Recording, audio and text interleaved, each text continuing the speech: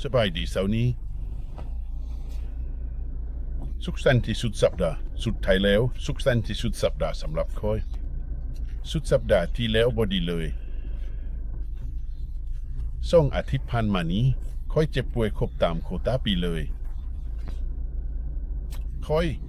2 อาทิตย์ก่อนสุดท้ายได้รับการติดเชื้อไตมันทำให้ค่อยลงเลี้ยวต้องนอนอยู่เต็ง1 อาทิตย์แล้วในวันพฤหัสของอาทิตย์เล็กนั้นก็ได้รับเชื้อหวัดหนักที่ยังคงอยู่จนถึงนี้ดังนั้นต้องหิ้ว5 บัน 5นี้ไปเฮ็ดเวียกอาทิตย์ผ่านมาอยู่แบบบ่สุขสมและมีน้ำมูก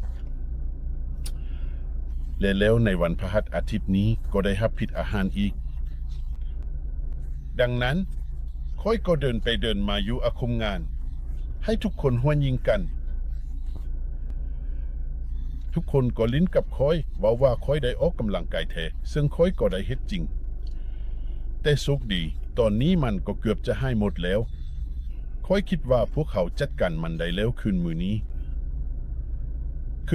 เป็นคืนทำอิฐที่พวกเขาออกไปข้างนอกไล่มือแล้วพวกเขาไปกินมาลาฮ้อนเผาจีนเผ็ดแต่ตอนนี้มาลาแม่นภาษาจีนที่ไม่ถึงเผ็ดบ่แม่นเพิ่งเผ็ดแต่สาเลเผ็ดมันใส่พริกไทยเสียส่วนจำนวนหลายในน้ำซุปของฮ้อนเผาก็แค่นำเนื้อของเจ้าจุ่มลงไปในนั้นบ่แม่นบอกมันก็เหมือนจะลบล้างรสชาติเนื้อไปเลยบอกตามตัวจริงทุกอย่างที่เจ้าได้ก็แม่นรสชาติของเม็ดพริกไทยนั้นแต่จริงแล้วมันบ่แม่นเม็ดพริกไทยจริงพริกไทยเสียส่วนบ่แม่นพริกไทยจริงมันแม่นเม็ดเท่านั้นแต่ก็เผ็ดเทมันก็พอใช้ได้ดังนั้นพวกเขาก็ได้เฮ็ดแบบนั้นคืนมื้อนี้หวังว่าพริกไทยเสียส่วนทั้งหมดนี้จะลบเชื้อในท้องของค่อยไปแล้วและวันเสาร์ก็ไปส่งลูกสาวอยู่บาดมินตันแต่ก็คือกันครึ่งทางนางก็คิดขึ้นได้ว่าลืมไม้บาดมินตันและตอนนี้พวกเขาก็จะไปทำธุรกิจนิดน้อยเข้าเมืองไปหารค่ายาไปฮับของนิดน้อยแล้วหลังจากนั้นพวกเขาจะไปดื่มน้ำน้อยนึงและกินอย่างน้อยแต่ก็ตัวเองยังอิ่มอยู่หลังจากกินข้าวเช้าซาแถมหลายอีกแต่ค่อยว่านางคงดื่มน้ำแน่นอนดังนั้นพบกันไม่เมื่อเฮาเข้าเมืองเบิ่งอันที่งามลายที่มีบิลทูเมสมเสที่หักดังนั้นพวกเขาพิงเข้ามาเอเดเมซึ่งเมนหานซุปเปอร์มาร์เก็ตน้อยเข้ามาหานซิมรถเข้ามาหานไข่เหนือ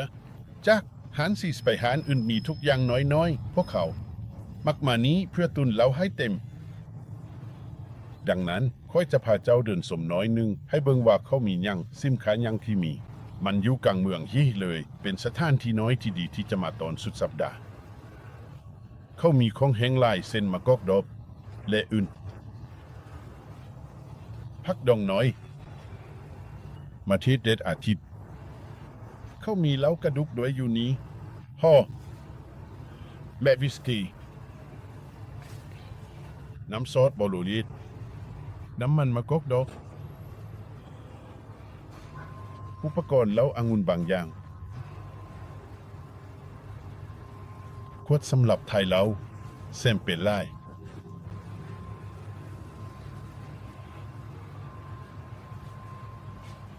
เหล้าองุ่นไล่เลยของแห้งส่วนใหญ่ได้หมดไปแล้วเขาเคยมีข้าวและสปาเกตตีและอื่นนี้แม่นบางส่วนของสปาเกตตีนั้นแม่นซีสมีแม่นกระบอกกระบี่อัดด้วยเบิ่งกระบอกกระบี่ที่ราคา177อยู่นั้นเนื้อที่ผ่านการถล่มสวยงาม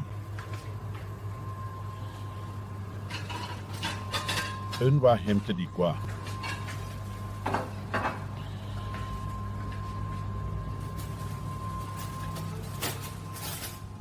และเหล้าองุ่นอีเจียนหนึ่งในสิ่งที่น่าประทับใจที่สุด คือแฮมที่แขวนอยู่ข้างถึงนั้นมูลค่าไล่ประมาณ1-2 ปอนด์ของแฮมอยู่นั้นเหล้าองุ่นอีก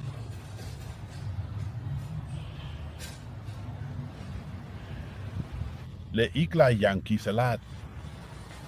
ยาเทวิกละมาสลาเนี่ย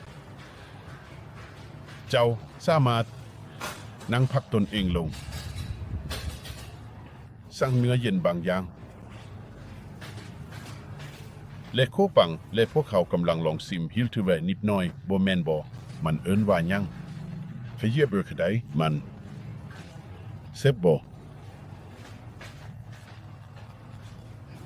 ดังนั้นพวกเขาสั่งจานรวมที่มีเนื้อทะลมซีเสือผักดองและอื่นและพวกเขากำลังจะลองซิมมันกับมิลทูแมที่พวกเขากำลังลองมีและมันอบอุ่นไล่ดังนั้นพวกเขาอาจจะซื้อเป็นกล่องเลย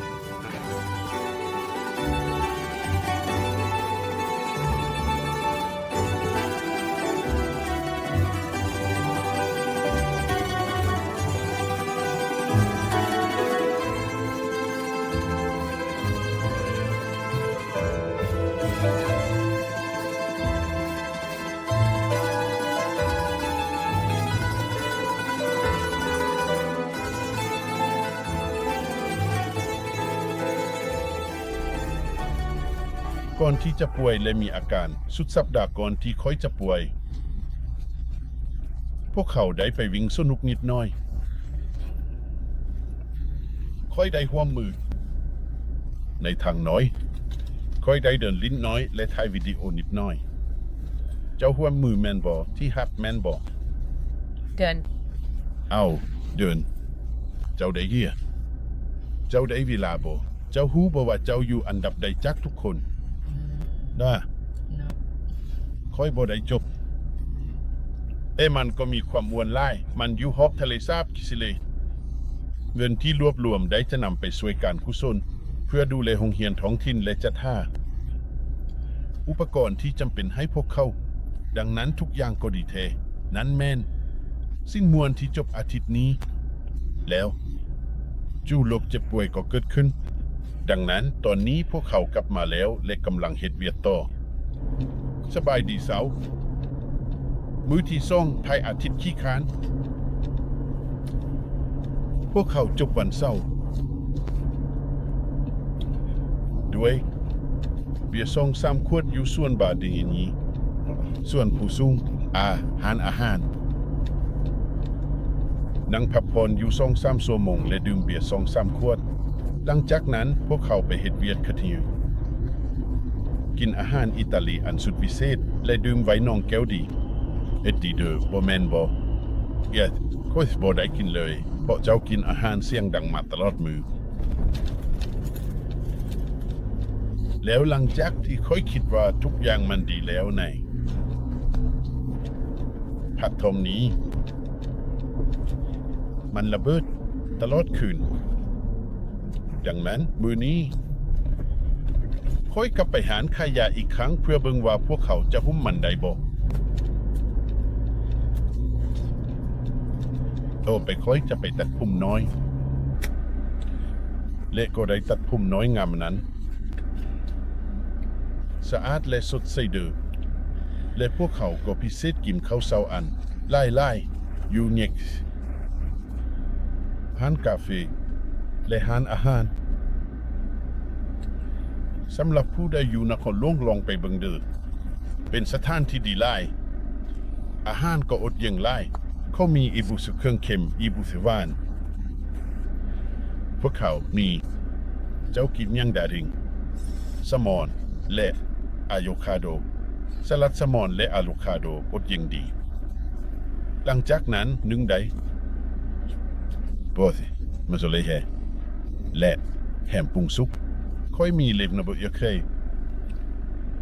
และกาแฟบิเขายังมีแห่ฮ้อนอันหนึ่งต่อด้วยว่าเฟิร์นบ่ใส่เสื้อมันเต็มทีมียั่งบ่